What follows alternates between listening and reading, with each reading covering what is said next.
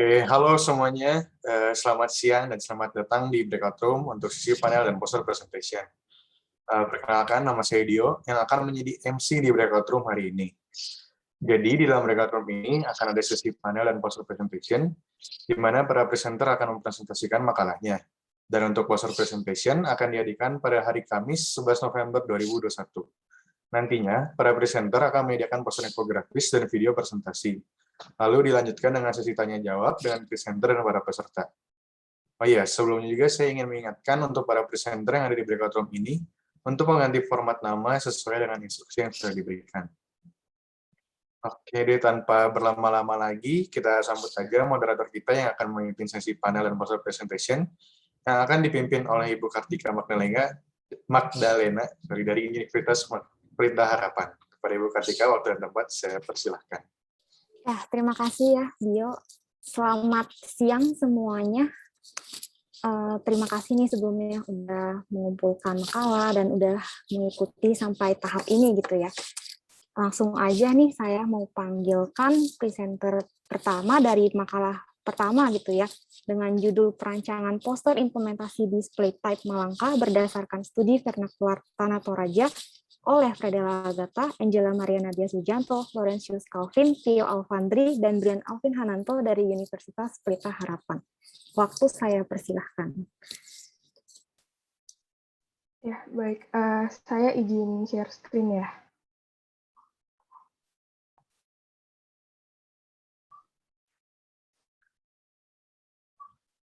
Apakah sudah terlihat? Sudah. Ya. Oke. Selamat siang semuanya. Terima kasih untuk kesempatannya. Hari ini kami akan mempresentasikan hasil perancangan poster implementasi display type Malangka berdasarkan studi vernakular Tanah Toraja. Next. Tanah Toraja sendiri itu adalah kabupaten di daerah dataran tinggi di Sulawesi Selatan di Indonesia.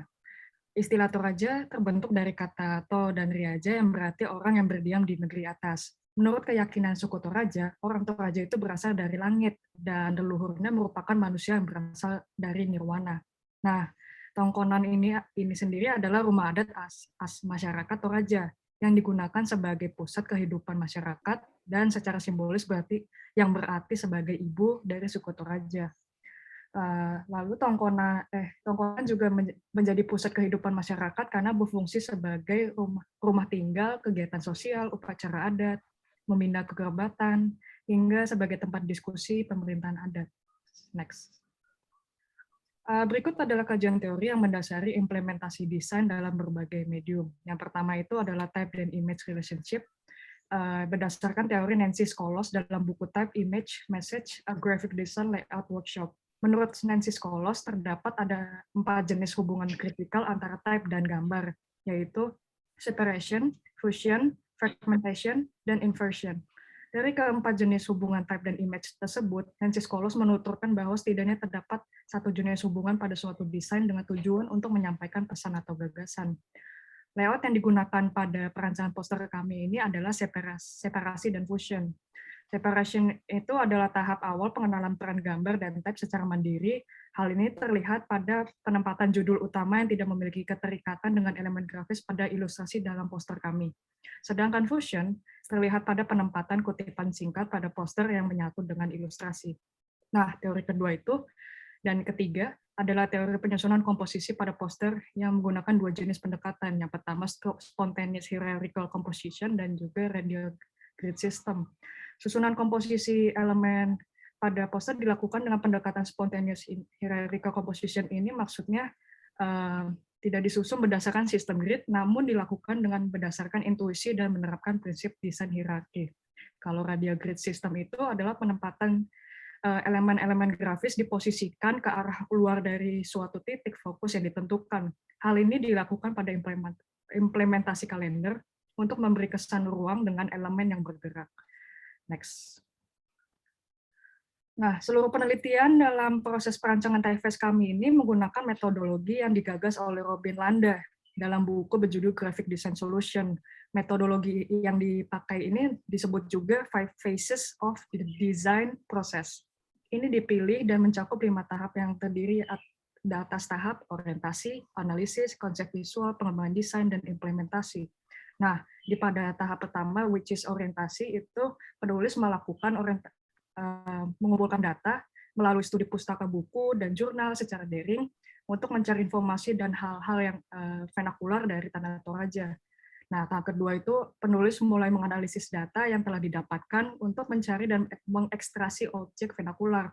Hasil ekstraksi objek vernakular ini akhirnya masuk ke konsep tahap ketiga, itu untuk menemukan basis visual dan sistem grid-nya. Lalu masuk ke tahap keempat, penulis melakukan pengembangan desain dengan melakukan sketsa kasar dan menggagas 4 alternatif rancangan berdasarkan basis visual yang telah ditemukan. Nah, dari situ alternatif terbaik kemudian difinalisasi dan dirampungkan menjadi satu set alfabet Latin yang terdiri atas 26 huruf dan dilengkapi dengan variasi angka dan tanda baca. Dan yang terakhir adalah implementasi desain ini dilakukan untuk menampilkan penggunaan typeface Malangka yang dapat diaplikasikan pada berbagai medium. Nah, kalau di kelompok kami itu desain poster dan kalender meja. Next. Penjelasan sedikit untuk tongkonannya. Jadi secara struktural itu rumah adat tongkonan itu terbagi menjadi 3 bagian dalam sumbu vertikal. Dari paling dasar atau bawah terdapat bagian kaki yang disebut sulu banua. Bagian badan rumah itu disebut kale banua, dan bagian atas itu ratiang banua. Sulu banua ini sendiri adalah bagian kaki tongkonan yang memiliki ruang kosong dan digunakan sebagai kandang hewan ternak seperti kerbau. Kalau kale banua ini adalah bagian badan rumah adat tongkonan yang berbentuk panggung dan disusun dengan balok kayu yang terbagi menjadi 3 bagian dalam sumbu horizontal. Sebutannya itu ada tangdo atau tengalok, salih, sumbung, dan sumbung maksudnya. Ratiang banua ini adalah bagian paling atas tongkonan yang memiliki struktur menyerupai bentuk perahu. Maka dari situ proses perancangan type dilakukan dengan mengimplementasikan hasil ekstraksi objek vernakular, yaitu rumah adat tongkonan ini. Next.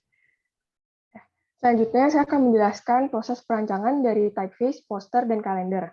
Seperti yang telah dijelaskan, kami akan menggunakan typeface yang telah dirancang sebelumnya, yang bernama Malangka. Typeface Malangka ini merupakan sebuah display teks yang diabstraksikan dari bentuk vernakular tongkonan, rumah adat Toraja yang menjadi sentral kehidupan bagi masyarakatnya. Nah, Malangka dalam bahasa Toraja itu artinya tinggi. Pada typeface Malangka juga terdapat beberapa karakteristik dari rumah adat tongkonan seperti atap lengkungnya, karakteristik yang tinggi, dan juga fondasi batuan sulu banua yang kami abstraksikan sebagai syarif.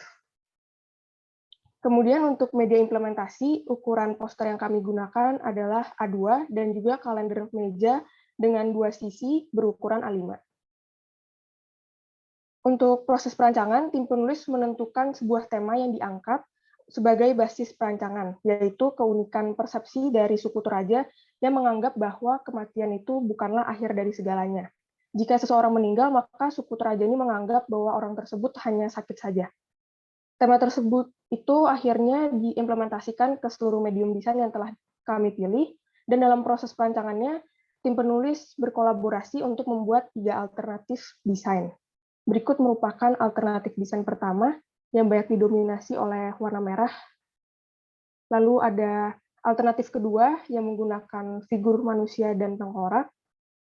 Lalu ada alternatif ketiga, yang menggunakan tanda visual kunci. Setelah melakukan diskusi, maka tim penulis memutuskan untuk memilih alternatif ketiga ini dengan tanda visual kunci. Kunci ini merupakan bentuk majas perbandingan dengan kematian. Hal ini didasari oleh kutipan bahwa kematian adalah kunci untuk kehidupan abadi, yang juga berada pada seluruh medium perancangan seperti poster dan kalender. Selain itu, pada poster dan kalender dapat terlihat bahwa warna yang dominan digunakan adalah warna hitam dan warna kuning sebagai warna aksen. Kedua warna ini juga melambangkan kematian. Typeface yang digunakan pada perancangan akhir dapat dilihat merupakan typeface Malangka dan juga OCR extended. Hal ini dilakukan dengan pertimbangan bahwa kedua bentuk typeface, Malangka dan OCR, memiliki bentuk yang sama, yaitu memiliki kesan kaku. Pada poster terdapat kutipan at the end, that is not the end. Kutipan ini merujuk kepada kepercayaan masyarakat Toraja yang meyakini bahwa kematian bukanlah akhir dari segalanya. Kemudian, tulisan judul Death is Not juga menggunakan kesan pixel yang berevaporasi atau menghilang seperti kematian. Selain itu, penulis juga menggunakan teori spontaneous hierarchical composition pada perancangan. Jadi, hierarki atau poster dapat terlihat pertama pada at the end, that's not the end. Hal ini dicapai dengan menggunakan kontras warna yang lebih tinggi dan juga ukuran huruf yang lebih besar. Hierarki kedua terdapat pada kutipan that is a key to the eternal life. Kutipan ini terpecah menjadi 3 bagian yang menyatu dengan ilustrasi karena kami menggunakan teori type image relationship fusion. Selain itu, terdapat juga elemen kubus dan bentuk 3 dimensi dari huruf yang terpecah menyebar ke sekeliling ruang kosong poster. Hal ini ditunjukkan untuk memberikan kesan dimensi ruang pada poster. Setelah proyek ini selesai, tim penulis beserta dengan bimbingan dosen mengajukan tesis Malangka untuk HKI atau hak kekayaan intelektual dalam kategori kaligrafi. Dalam proyek ini dapat disimpulkan bahwa objek vernakular yang menjadi basis perancangan seluruh medium desain adalah rumah Toraja atau tongkonan. Perancangan dilakukan dengan sistematis yang terdiri dari sketsa kasar, digital, finalisasi, dan juga implementasi desain dalam bentuk kalender dan poster. Pada perancangan ini, penulis sebagai seorang pemula, kami belajar untuk merancang sebuah huruf dari awal. Untuk proses selanjutnya mungkin bisa lebih ditingkatkan atau dikembangkan dengan menambah variasi jenis huruf body text. Sekian presentasi dari kami. Terima kasih. Baik, terima kasih Fredela dan Angela untuk presentasinya. Menarik sekali gitu ya ketika membahas rancangan poster display tab Malangka yang berbasis dari adat Toraja. Langsung saja kita lanjutkan ke presenter selanjutnya. Dari makalah yang berjudul Perancangan Metode Dasar-Dasar Desain Karakter pada Konsep Video Game Outlanders oleh Jonathan Russell Hamdari dari Universitas Pelita Harapan. Waktunya saya persilahkan. Oke, sudah bisa dilihat? Belum. Oh, belum.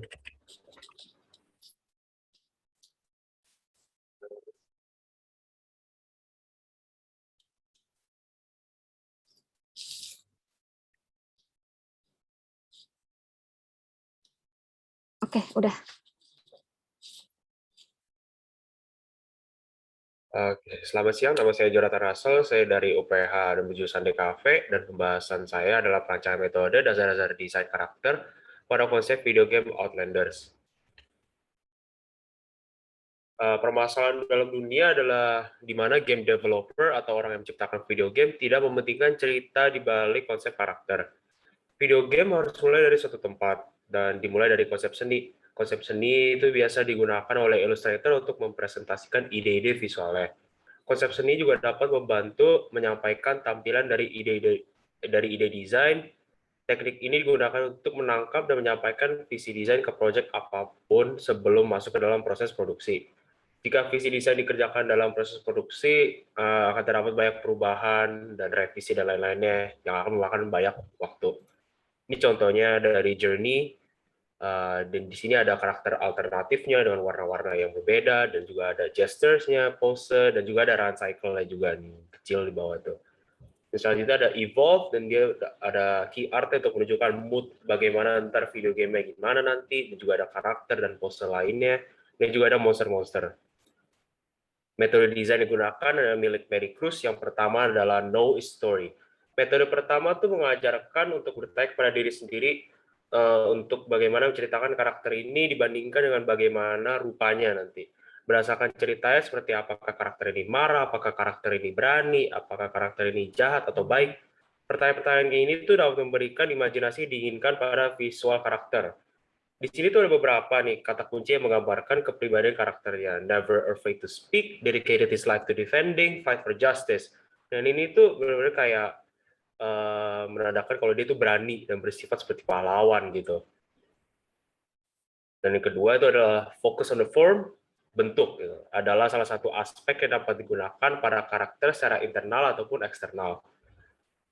Bentuk seperti lingkaran, segitiga, dan juga kotak. Contohnya seperti Mario ini yang berbentuk banyak lingkaran, ya, dari hidungnya, matanya, sepatunya, dan juga badannya itu memberikan kesan empuk dan sifat ramah gitu.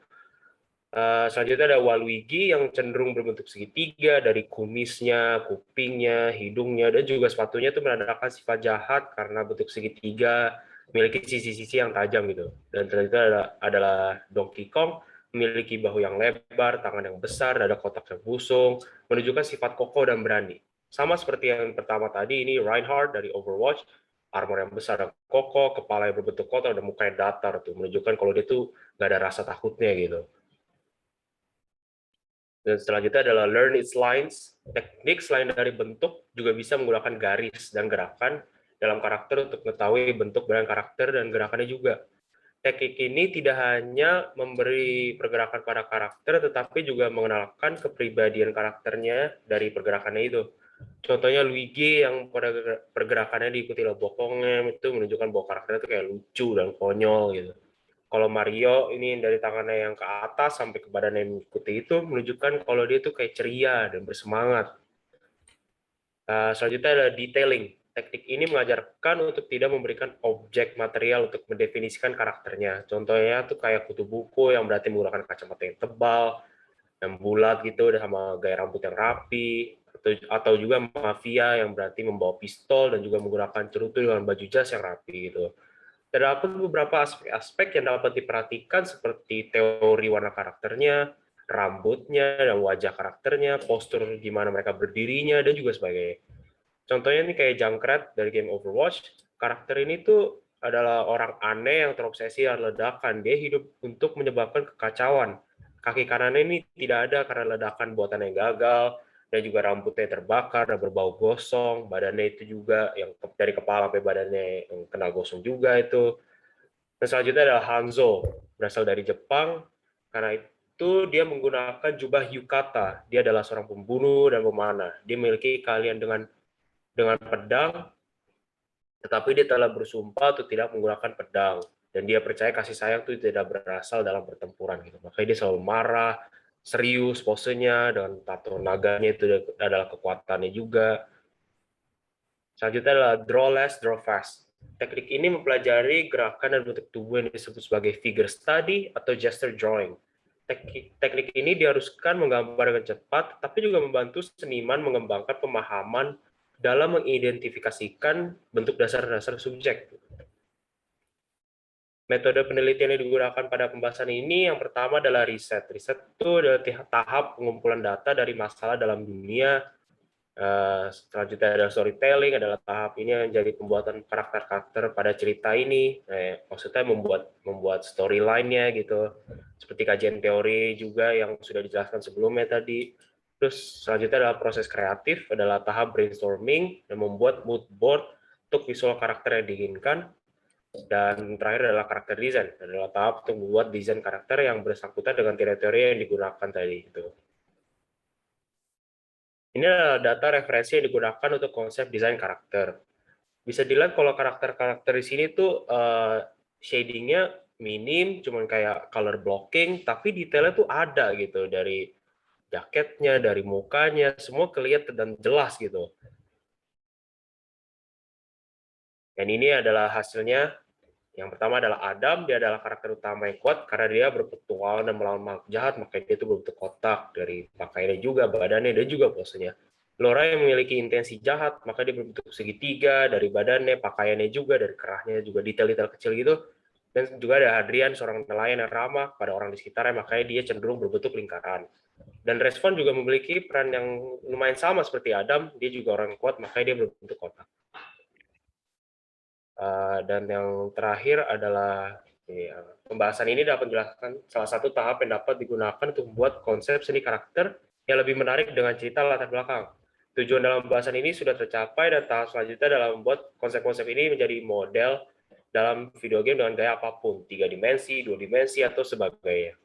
Terima kasih. Ya, terima kasih Jonathan untuk presentasinya. makalah yang disampaikan oleh Jonathan ini membahas tentang metode-metode dasar desain karakter yang dicoba diterapkan pada konsep video game Outlanders. Selanjutnya, saya langsung persilahkan makalah selanjutnya dengan judul Analisis Ilustrasi dalam Kampanye The Beauty from Sabang to Merauke oleh Renita Azara dari Universitas Mercu Buana. Ya. Izin share screen, Kak. Silahkan. Apakah sudah terlihat? Sudah.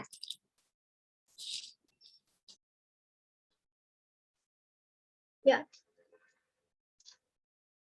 Selamat siang. Perkenalkan, nama saya Renita Azara dari Universitas Mercu Buana. Pada kesempatan kali ini, saya akan mempresentasikan analisis saya tentang dengan judul Analisis Ilustrasi dalam Kampanye The Beauty from Sabang to Merauke.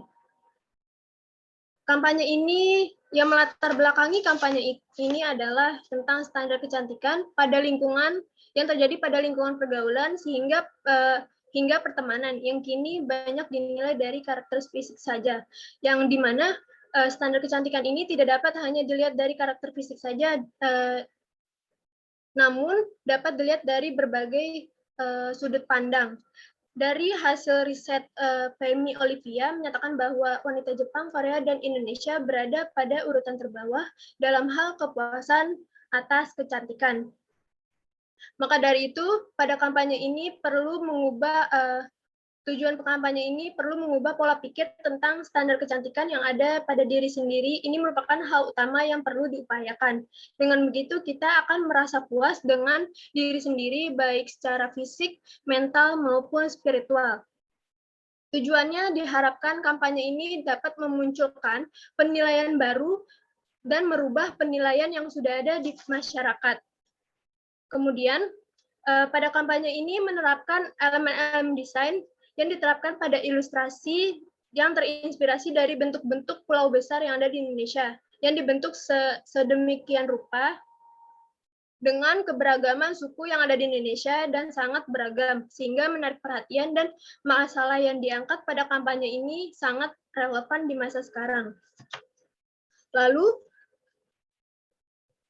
pada kampanye ini saya menggunakan dua teori, yaitu pertama ilustrasi, di mana ilustrasi merupakan citra yang dibentuk untuk memperjelas suatu informasi dan memberikan representasi di dalamnya, menurut jurnal Joneta Witabora. Kemudian ada teori warna yang merupakan elemen terpenting dalam sebuah desain yang mempunyai kemampuan komunikasi melebihi kata-kata, menurut jurnal dari Blackhair. Jenis penelitian pada kampanye ini saya menggunakan pendekatan bersifat deskriptif, di mana metode ini mendeskripsikan objek yang diteliti melalui data yang terkumpul. Penelitian kualitatif deskriptif ini merupakan penelitian yang dilakukan berkaitan dengan peristiwa yang sedang berlangsung dan yang sedang terjadi pada kondisi yang sekarang. Masuk ke pembahasan, di sini kampanye ini merupakan dilakukan oleh perusahaan kecantikan yang bernama Base dengan menggandeng desainer ilustrasi yang mempunyai konsep memilih beberapa wanita untuk mewakili pulau-pulau yang ada di Indonesia, di antaranya seperti Sumatera, Sulawesi, Kalimantan, Jawa, Bali, dan Papua, untuk merepresentasikan keberagaman wanita yang ada di Indonesia secara karakteristik, fisik, dan budaya. Lalu, di sini pertama, terdapat ilustrasi yang merepresentasikan wanita dari Pulau Sumatera, di mana Pulau Sumatera ini termasuk ras Malayan Mongoloid yang memiliki ciri-ciri berkulit kuning langsat hingga sawo matang, mempunyai rambut yang lurus dan bergelombang, dan bermata lebar hingga agak sipit. Kemudian yang kedua, ini merepresentasikan wanita yang ada di Pulau Jawa, di mana Pulau Jawa ini masuk ke dalam ras Melayu Mongoloid yang memiliki ciri-ciri berkulit kuning langsat hingga sawo matang, mempunyai wajah yang bulat, berambut hitam, dan bermata biasa hingga agak sipit. Lalu ada wanita Bali di sini pada ilustrasi tersebut di mana Pulau Bali itu masuk ke dalam ras Deutero Melayu yang memiliki ciri fisik berwajah bulat, memiliki rambut yang lurus, bermata biasa, dan menggunakan pakaian adat yang melambangkan Pulau Bali dan bunga-bunga yang terselip pada rambutnya. Lalu yang keempat, di sini ada wanita Kalimantan, di mana Pulau Kalimantan itu masuk ke dalam ras Proto-Melayu, yaitu Melayu tua, yang memiliki ciri-ciri hidung yang agak mancung, rambut yang lurus, bermata sipit, wajah yang agak lonjong, kemudian terdapat aksesoris yang mewakili Pulau Kalimantan, yaitu topi bulu burung ruai. Lalu yang kelima, di sini terdapat wanita Papua, di mana Pulau Papua ini masuk ke dalam ras Melanesia yang memiliki ciri-ciri kulit yang coklat kehitaman, hidung mancung, bibir tebal, rambut hitam keriting, dan terdapat sep segitiga yang menggambarkan aksesoris yang terdapat pada Pulau Papua, yaitu rumbai yang ada di kepala. Lalu dari teori warna, di sini warna juga dapat mempengaruhi mood dan suasana yang diciptakan. Warna juga dapat menjadi alat untuk berekspresi dan yang ditambah dengan ornamen dan garis-garis dekoratif. Pada kampanye ini menggunakan warna-warna semi neon untuk merepresentasikan bahwa cantik wanita yang ada di Indonesia itu sangat beragam. Masuk pada kesimpulan, pada penerapan visual yang sudah dijabarkan sebelumnya, di sini ilustrasi ditarik kesimpulan, yaitu ilustrasi di atas tidak dapat dijadikan patokan bentuk fisik wanita di setiap pulau yang ada di Indonesia, bahwa standar kecantikan wanita setiap orang berbeda-beda yang memiliki ciri khasnya masing-masing. Pada dasarnya wanita itu sama memiliki anugerah dengan keunikan yang dimilikinya masing-masing. Karena setiap pulau itu tidak dapat dikotak-kotakan menjadi satu ciri fisik, yang dimana setiap pulau itu memiliki beberapa provinsi dan keberagaman lainnya. Kemudian rekomendasi pada kampanye ini adalah bahwa dalam penyampaian ilustrasi pakaian dalam kampanye standar kecantikan ini harus memuat gambar dan elemen yang mudah dipahami agar sesuai dengan masalah yang diangkat dan pesan yang disampaikan itu dapat tersampaikan dengan baik kepada audiens. Sekian presentasi dari saya, terima kasih. Baik, terima kasih Renita. Pemaparan dari Renita ini membahas mengenai perancangan analisis ilustrasi dalam kampanye gitu ya. Selanjutnya kita akan menyambut presenter selanjutnya dengan judul makalah Perancangan Kampanye Instalasi Fotografi Konseptual Mengenai Kekerasan Berbasis Gender Online oleh Regina Susanto dari Universitas Pelita Harapan. Waktunya saya persilahkan. Apakah sudah terlihat?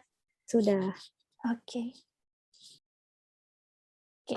Selamat siang semuanya. Perkenalkan saya Regina Susanto dari Desain Komunikasi Visual Universitas Pelita Harapan yang membawakan topik tentang perancangan kampanye fotografi konseptual mengenai kekerasan berbasis gender online. Jadi kekerasan berbasis gender ini masih terus terjadi di Indonesia sampai saat ini. Jadi hal ini sebenarnya dapat dialami oleh laki-laki ataupun perempuan. Namun karena Indonesia ini masih memiliki budaya patriarki yang sangat kental, maka lingkungan budaya patriarki yang ini biasanya cenderung lebih ke perempuan. Nah, menurut Komnas Perempuan, terjadi peningkatan pelecehan seksual siber sebanyak 348% dibandingkan dengan tahun sebelumnya. Nah, dengan adanya ini, maka muncullah kekerasan berbasis gender yang dilakukan secara online. Indonesia ini juga merupakan negara yang menggunakan media sosial yang cukup tinggi karena menyentuh 170 juta pengguna menggunakan media sosial hingga 3 jam 14 menit per harinya. Lalu juga, menurut SafeNet, terdapat 6 bentuk KBGO, yaitu ada pengawasan dan pemantauan, pelanggaran privasi, serangan yang ditargetkan ke komunitas yang tertentu, pelecehan yang juga dapat dilakukan secara offline, reputasi atau kredibilitas, serta juga ancaman dan kekerasan yang dilakukan secara langsung. Lalu saya melakukan ini dengan memiliki tujuan untuk meningkatkan kesadaran masyarakat Indonesia terhadap kekerasan berbasis gender yang dilakukan secara online. Nah, perancangan ini dilakukan melalui kampanye fotografi konseptual serial yang dapat merepresentasikan KBGO. Lalu terdapat 4 kajian teori yang saya gunakan. Yang pertama ada teori kampanye. Menurut Rogers dan Story, kampanye ini adalah rangkaian kegiatan komunikasi yang terorganisasi dengan tujuan untuk menciptakan suatu akibat tertentu terhadap sasaran secara berkelanjutan dalam periode yang tertentu. Tujuan ini adalah untuk menerima tingkat kesadaran yang lebih tinggi mengenai topik yang dibawakan dan dapat menerima pesan yang ingin disampaikan oleh penulis.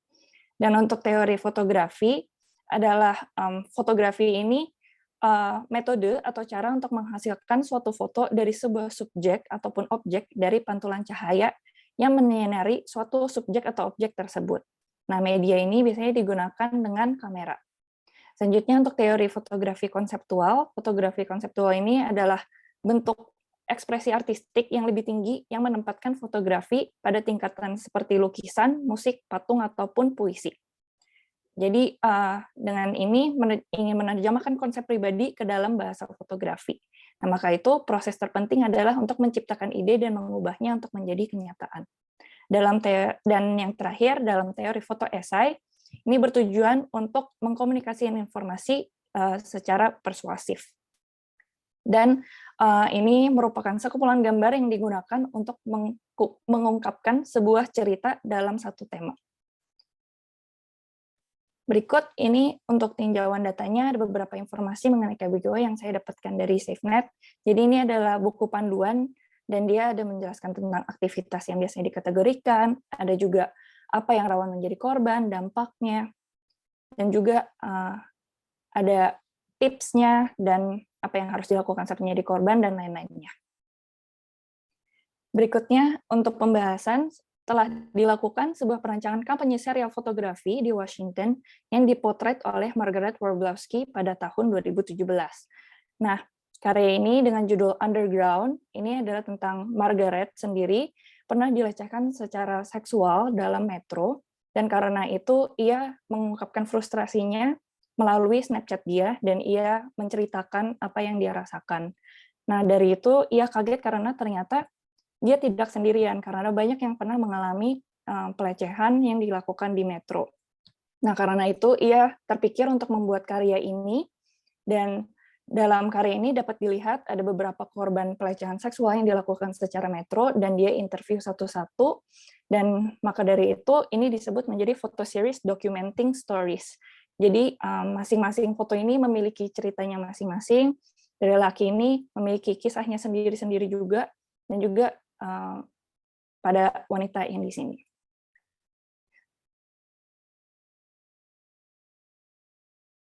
Sorry. Berikut untuk metode penelitiannya, saya menggunakan metodologi desain oleh Robin Nanda pada buku Graphic Design Solution, yang dimulai dengan orientation atau material gathering, lalu dilanjut dengan analysis atau discovery atau strategy, yang dilanjutkan dengan conceptual design dan visual concept, lalu design development, dan juga implementation. Saat ini saya masih ada di tahap analysis, discovery, dan strategi, di mana saya masih menganalisa dengan karya-karya lainnya dan melihat apa yang cocok dengan tema yang saya bawakan. Maka untuk kesimpulannya, saya ingin menyampaikan pesan terhadap masyarakat akan sebenarnya pentingnya tentang KBGO melalui media fotografi. Dan juga diharapkan dengan adanya perancangan ini bisa menjadi manfaat bagi orang-orang di sekitar, dan agar orang-orang bisa lebih sadar mengenai kasus KBGO yang terus meningkat karena pandemi. Sekian, terima kasih. Terima kasih Regina atas pemaparannya mengenai kampanye pelecehan seksual gitu ya.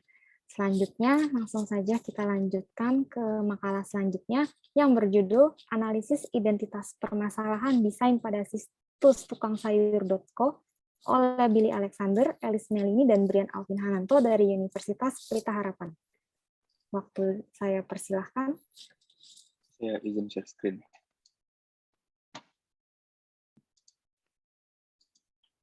Udah kelihatan belum ya? Sudah. Oke. Selamat siang semuanya. Perkenalkan, nama saya Billy Alexander dari DKV UVA Angkatan 2018. Dengan topik analisis identifikasi permasalahan desain pada situs tukang sayur.co. Jadi seperti kita ketahui juga, saat ini dunia sedang dilanda pandemi COVID-19 gitu. Jadi kita masyarakat diharapkan untuk selalu berada di dalam rumah. Dan internet pun juga sudah menjadi bagian dari kehidupan masyarakat kita saat ini, terutama pada saat pandemi ini. Kemudian berdasarkan data dari Bank Indonesia, transaksi yang dilakukan melalui e-commerce juga mengalami peningkatan yang sangat pesat. Kita bisa lihat tabel di kanan ada nominal transaksi e-commerce pada tahun 2017 hingga 2020. Pada tahun 2020, nilai transaksi e-commerce itu mencapai 266,3 triliun. Ini berarti ada peningkatan sebesar 29,6% dari tahun 2019. Yang juga menunjukkan bahwa berarti masyarakat juga mulai membeli kebutuhan-kebutuhannya secara online. Nah, disinilah tukang sayur hadir dengan menyediakan kebutuhan dapur seperti buah-buahan, sayur-sayuran, dan lain-lain yang dapat dibeli secara online. Tukang sayur juga mempunyai visi bagi masyarakat Indonesia untuk saling berbagi dengan sistemnya opportunity sharing, khususnya bagi tukang sayur keliling, sehingga mereka bisa mendapatkan kehidupan yang lebih baik di masa depan. Kemudian berdasarkan wawancara juga dengan Head Digital Marketing Tukang Sayurko, bahwa penjualan mereka 80% itu dari aplikasi digitalnya, kemudian 20% dari Tokopedia. Kemudian mereka juga mengalami peningkatan yang sangat pesat, yaitu sebesar 10 kali lipat di masa pandemi ini. Jadi berdasarkan keadaan masyarakat saat ini, peningkatan pengguna internet dan kemudahan akses situs yang berbentuk e-commerce itu menjadi sangat relevan, terutama bagi tukang sayurko dalam menghadapi tantangan dan permasalahan saat ini. Kemudian berdasarkan peningkatan transaksi e-commerce di Indonesia dan juga pihak tukang sayurko yang juga ingin melakukan perancangan ulang pada situsnya, sehingga proyek ini pun memiliki urgensi yang cukup tinggi. Dan berdasarkan relevansi dan urgensi tersebut, proyek ini menjadi signifikan, terutama bagi intelektual dan saya sendiri sebagai penulis. Kemudian kajian teorinya, desain web, menurut Robi Landa dari bukunya Graphic Design Solution, mengatakan bahwa desain web itu dapat mengamankan keterlibatan user dengan pengalaman yang menarik, asalkan pengalaman itu kita rancang dengan baik. Jadi untuk mendapatkan pengalaman yang menarik ini, saya melakukan identifikasi permasalahan desain pada situs tukang sayurko dengan analisis from content context dan juga mengacu pada prinsip user interface. User interface sendiri menurut Pamela Bidiken dari bukunya UX and UI Strategy, user interface itu merupakan bagaimana user berinteraksi dengan suatu perangkat dan harus selalu mempertimbangkan kebutuhan dan memenuhi keinginan user.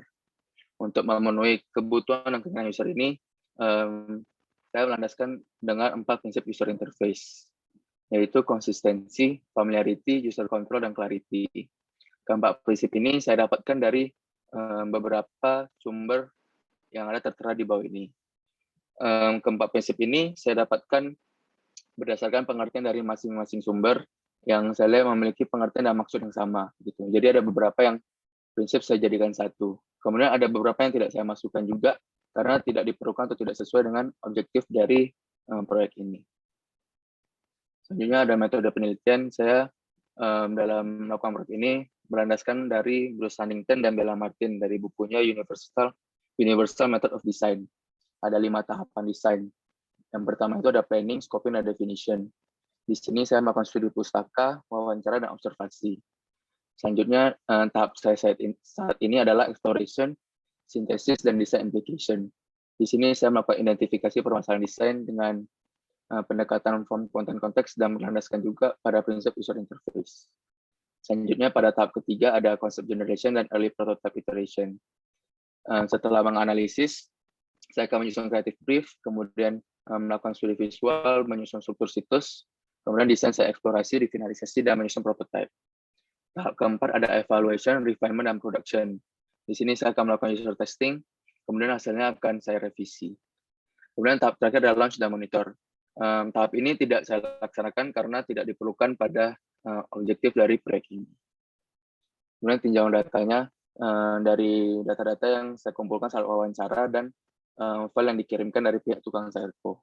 Jadi ada beberapa alasan kenapa konsumen menyukai tukang sayurko. Pertama itu ada pesanannya tanpa adanya antrian. Kemudian produknya juga 100% segar. Kemudian harga pengiriman di semua daerah itu tetap, yaitu hanya 12.000. Kemudian mereka juga membantu pasar lokal untuk masuk online. Beberapa penghargaan yang didapatkan tukang sayurko juga ada dari ITU Telekom South Korea, Startup NTT, dan Seedstar. Kemudian pembahasannya. Pertama adalah permasalahan konteks.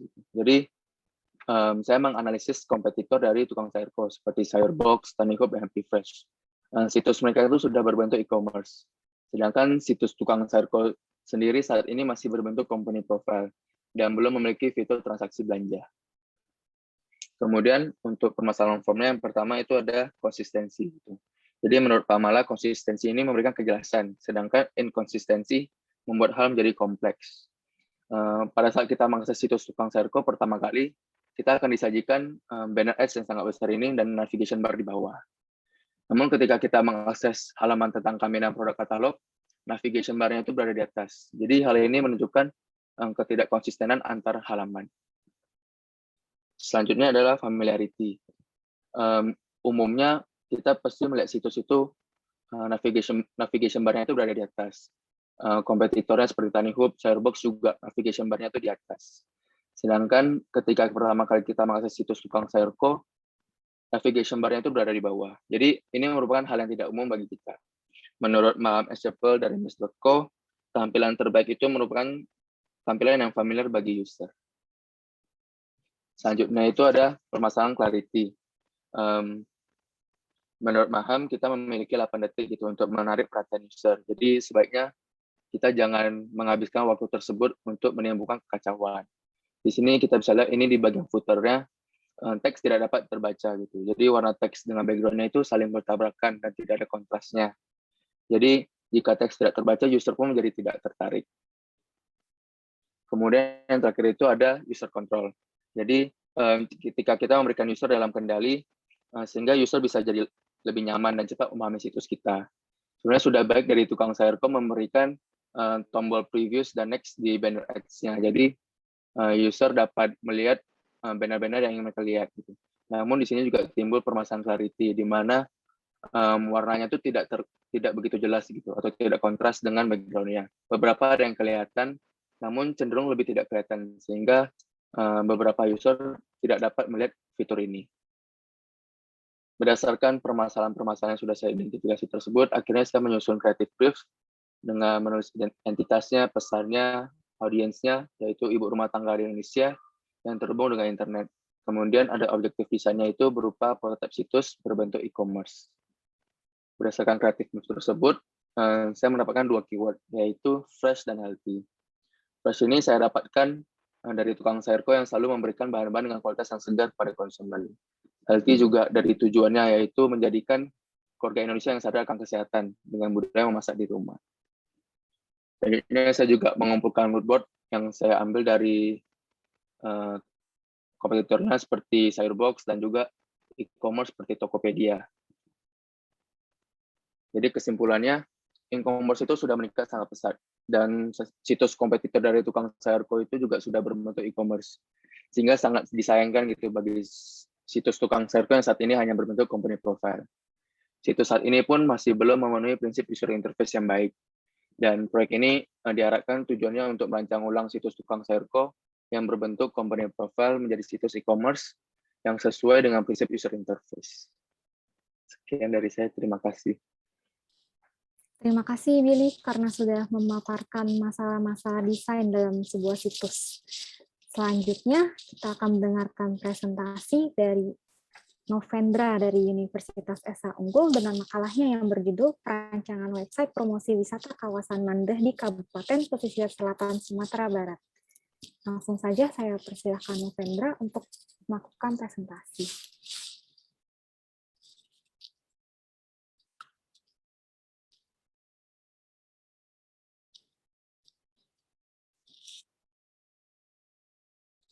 Ya, kayaknya Novendranya tidak ada ya, panitia. Jadi kita skip aja ya masalah yang ini, dan kita bisa langsung memulai sesi tanya-jawab. Langsung saja saya lemparkan kepada floor gitu ya, apakah ada yang mau ditanyakan dan kepada siapa pertanyaan itu ditujukan. Silakan.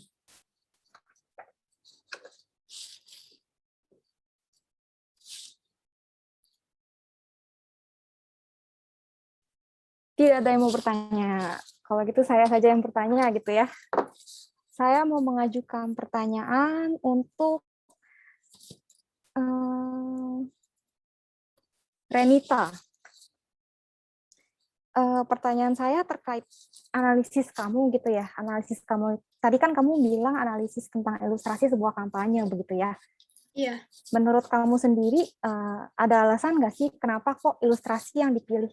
Kenapa nggak fotografi gitu? Sementara kan untuk menggambarkan sebuah kecantikan akan bisa dilihat lebih real gitu ya, lebih nyata dalam bentuk foto gitu misalnya. Bagaimana pendapat Renita? Iya. Mengapa memilih ilustrasi? Karena ilustrasi itu merupakan bentuk visual yang dapat menyampaikan apa pesan yang disampaikan. Memang ada beberapa media kampanye yang dapat digunakan seperti video, fotografi, dan lain sebagainya. Ilustrasi ini mengapa dipilih ilustrasi? Karena ini juga berhubungan dengan riset saya ini berhubungan dengan untuk proyek TA saya yang akan membuat ilustrasi tentang standar kecantikan ini. Maka dari itu saya mengambil ilustrasi pada riset saya ini. Begitu. Ya, baik, terima kasih Renita atas jawabannya. Selanjutnya saya ingin tunggu, sebelum saya lagi mungkin ada yang udah terdorong untuk bertanya. Dari Fredela atau Jonathan yang udah senyum-senyum. Ya, kalau gitu saya aja yang nanya ke Jonathan gitu ya. Jonathan, terkait hasil materi kamu tadi gitu ya, apakah memungkinkan adanya perpaduan bentuk-bentuk dalam sebuah karakter? Misalnya tadi kan kita tahu ya yang cenderung tidak punya sudut lebih dekat ke karakter yang baik, yang bersudut karakter yang jahat. Memungkinkan nggak sih ada perpaduan bentuk-bentuk tersebut? Dan biasanya karakter yang terbentuk apa? Oh, ini maksudnya menanyakan dari hasil saya atau misalnya Pendapat contoh kamu. lainnya? Dari pendapat kamu aja. So, gimana pertanyaannya? Bisa diulangi lagi, maaf. Ya, jadi kan tadi kamu sempat memaparkan teori bahwa ada bentuk-bentuk yang dekat dengan sifat-sifat karakter tertentu gitu ya. Lingkaran cenderung dekat dengan karakteristik yang baik, segitiga dekat dengan karakter-karakter jahat. Memungkinkan nggak sih adanya perpaduan bentuk-bentuk tersebut dalam sebuah desain karakter? Mungkin sih, maksudnya kayak kalau tanpa itu maksudnya kayak bentuk itu tuh kayak upgrade gitu loh, kayak perkembangan gitu. Kalau karakter yang lebih menarik gitu, kalau misalnya nggak ada, ya bisa juga. Nggak kayak, oh kalau nggak ada bentuk berarti karakternya nggak bagus atau apa. Nggak, cuma maksudnya kayak lebih menarik di mata orang, yang orang kayak nonton juga kayak lebih, oh iya loh pantesan dia kayak, kenapa dia kelihatannya kayak jahat gitu, oh karena dia gini gini gini. Itu cuman kayak first impression yang bikin orang kayak lebih attach gitu. Tapi kalau itu kan misalnya dalam kasus film atau kartun atau apa. Kalau dalam video game tuh orang juga bisa kayak lebih attach gitu lah, bisa dibilangnya gitu. Jadi nggak cuman kayak karakter ini boring gitu atau apa, nggak ada apa-apanya. Dan pastilah orang yang lebih put more thoughts into something pasti bakal hasilnya lebih bagus juga gitu dibanding yang cuma bikin karakter dong kayak gini gitu. Oh ya, tapi nggak ada hasil apa-apanya. Jadi ya ini saya sih membantu gitu untuk jelaskan lagi kalau itu penting, itu penting. Itu sih. Ya, baik. Terima kasih jawabannya, Jonathan. Dari sekali lagi saya tanya ke Flor gitu ya. Apakah ada yang mau bertanya? Masih belum. Kalau gitu saya ajukan pertanyaan terakhir untuk Fredela dan Angela gitu ya. Apakah ada alasan khusus memilih adat Toraja yang untuk dijadikan penelitian kamu gitu? Ada apa sih dengan adat Toraja? Ya, saya bantu jawab ya. Untuk pertanyaannya, kan waktu itu kan sebagai konteks sedikit gitu, perancangan ini itu adalah salah satu bagian dari tugas mata kuliah tipografi eksperimental. Nah, saat itu mahasiswa disuruh untuk milih satu lokasi yang memang ingin kita riset untuk dicari bentuk vernakularnya, supaya di bentuk vernakular itu baru ditranslatekan gitu ke bentuk typeface. Nah, kebetulan dalam salah satu kelompok kami ada yang tinggal di Toraja dan emang orang Toraja asli gitu. Jadi setelah kita pikir, kayaknya ini juga bisa membantu kita untuk memperdalam risetnya, karena kan bisa langsung tanya ke orang Torajanya juga. Dan budaya-budayanya mungkin emang nggak bisa kita dapat dari internet gitu. Jadi ketika ada native dari Torajanya langsung, menurut kita bisa membantu kita untuk memperdalam pengetahuan kita tentang si Toraja, dan juga mungkin vernakularnya bukan jadi asumsi kita aja, tapi udah kayak emang beneran dari native orang Toraja gitu. Ya, menarik ya. Ternyata bisa dapat datanya juga dimudahkan gitu ya. Terima kasih Fredela atas jawabannya. Sebelum kita benar-benar mengakhiri sesi ini, mungkin saya tanyakan sekali lagi, apakah udah ada yang terpancing untuk bertanya?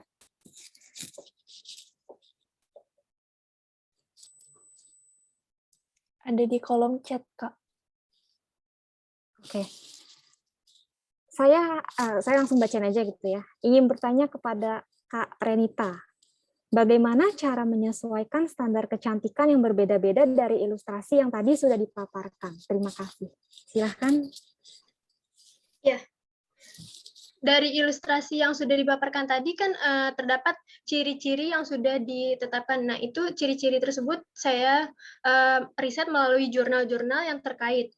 Namun, dari ilustrasi itu ada beberapa ciri-ciri yang tidak sesuai dengan apa yang sudah disebutkan pada jurnal tersebut. Jadi, tentang standar kecantikan ini sebenarnya tidak bisa dikotak-kotakan hanya dari satu bentuk fisik saja. Nah, sebenarnya standar kecantikan ini dapat dilihat dari beberapa aspek dan tidak dapat dilihat dari secara fisik saja. Seperti itu, Kak. Apakah sudah terjawab? Oke, sudah terjawab. Terima kasih ya Renita atas jawabannya. Terima kasih juga teman-teman semuanya udah meluangkan waktu, udah mempersiapkan presentasinya dengan baik. Mungkin kita langsung saja akhiri acara panel session hari ini. Tetap jaga kesehatan, tetap melanjutkan kuliah dengan baik. Semoga kita bisa bertemu di lain kesempatan. Saya kembalikan ke panitia. Terima kasih. Oke, menarik ya, banyak materinya macam-macam, dari mulai poster implementasi tentang Tanah Toraja, terus konsep dan desain karakter tadi ya, sampai analisis tentang kampanye sama desain web juga. Nah, saya juga ingin mengucapkan terima kasih untuk Ibu Kartika yang sudah meluangkan waktunya untuk menjadi moderator pada sesi panel dan poster presentation ini. Saya juga berterima kasih untuk para presenter dan para hadirin yang sudah berpartisipasi dalam kegiatan ini. Nah, sebelum kembali ke main room, boleh kita foto-foto dulu. Nah, sesi dokumentasi akan dipimpin oleh Kak Sabin. Silahkan, Kak Sabin. Oke, ayo semuanya buka kameranya.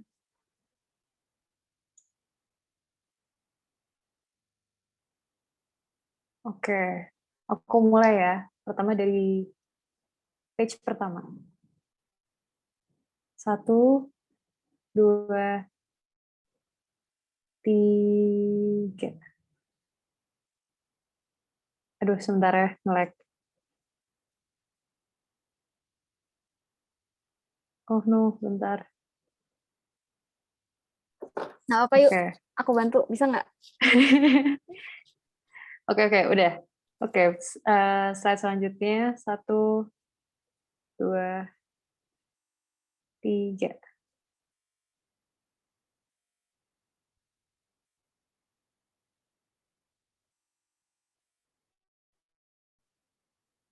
Oke, yang terakhir. 1, 2, 3. Oke, thank you. Thank you semuanya. Oke, terima kasih Kak Sabin. Udah kali ya, ini juga jadi sesi breakout room terakhir. Mungkin semuanya boleh balik ke main room dengan cara menekan tombol lift breakout room dan bukan lift meeting untuk penutupan. Terima kasih semuanya. Thank you semua.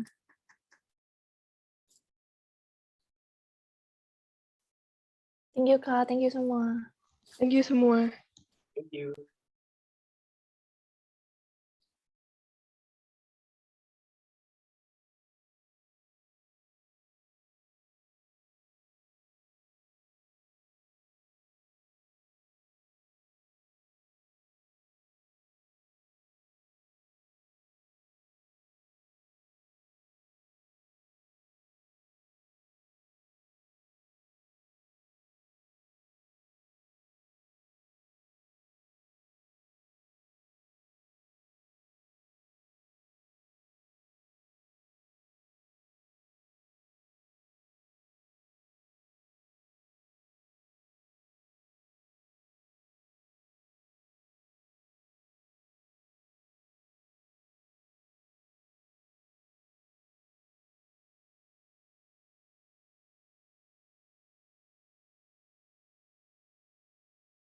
Cek, ini kita balik ke main room atau enggak?